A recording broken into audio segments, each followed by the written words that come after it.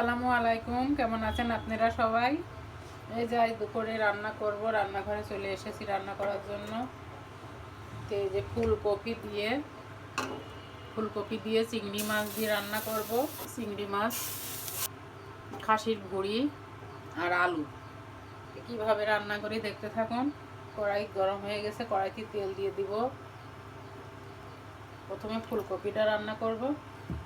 তেলের উপরে দিয়ে দিলাম জিরা, গোটা জিরা, দিয়ে দেবো পেঁয়াজ, রসুন, কাঁচামরিচ,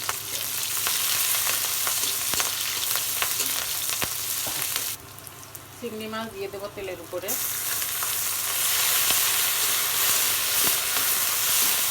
সামান্য একটু হলুদ, লবণ,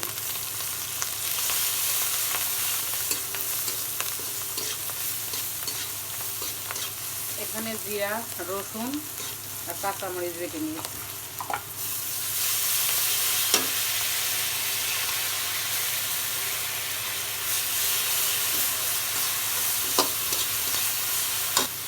খুব একটা মশলা দেবো না, হালকা মশলা দিয়ে রান্না করব।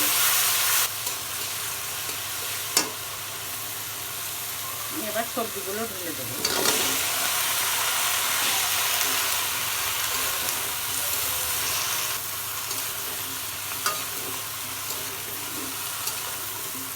সিদ্ধর জন্য কিছুটা পানি দিয়ে দিব।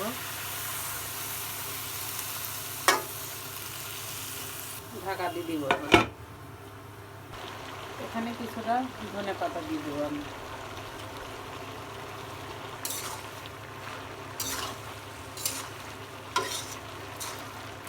ফুলকপির সবজিটা হয়ে গেছে, এবার আমি নামাই ফেলবো। ফুলকপি সবজি এবার আমি ভুঁড়ি রান্না চাপাবো। ভুঁড়ি রান্নার জন্য কড়াইতে তেল দিয়ে দেবো। আলুটা ভেজে নেব।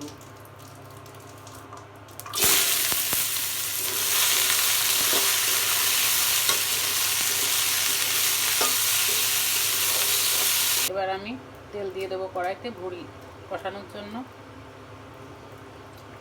তেজপাতা, এলাচ, লবঙ্গ, দারচিনি, তারপরে দিয়ে দেবো পেঁয়াজ।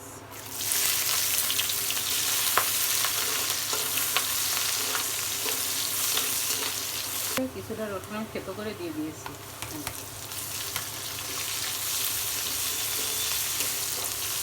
কেটে রাখা মশলাগুলো দিয়ে দিব। এখানে আমি দিয়ে দেবো হলুদের গুঁড়া, দিব মরিচের গুঁড়া,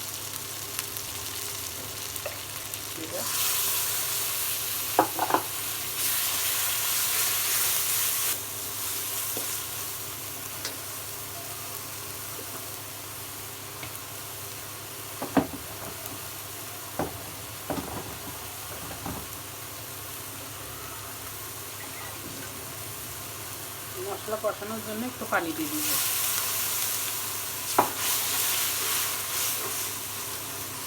দিয়ে দিব লবণ। মশলা কষানো হয়ে গেছে, এবার আমি ভুঁড়িগুলো দিয়ে দেবো।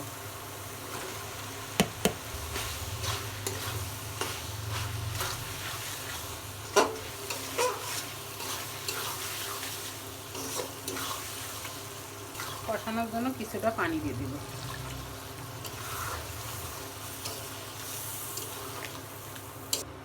ঢাকা দিয়ে দিব।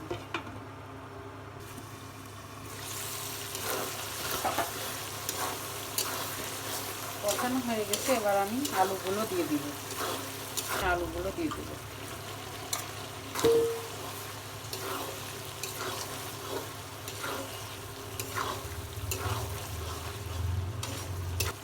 আলু দিয়ে আমি কিছুক্ষণ কষাই নেব।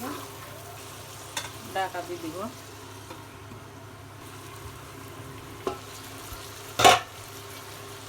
কষানো হয়ে গেছে, এবার আমি ঝোলের জন্য পানি দিয়ে দিব।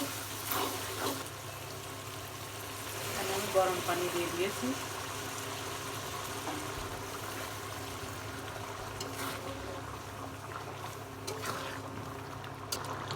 ভুঁড়ি হয়ে গেছে, এবার আমি ভাজা মশলা দিয়ে নামাই ফেলব। জিরে, গরম মশলা ভেজে গুঁড়ো করে রেখে দিয়েছিলাম, ওগুলো দিয়ে দিলাম।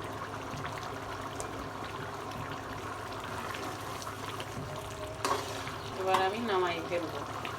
দেখুন আমার আলু দিয়ে খাসির ভুড়ি রান্না কেমন লাগলো আপনাদের কাছে।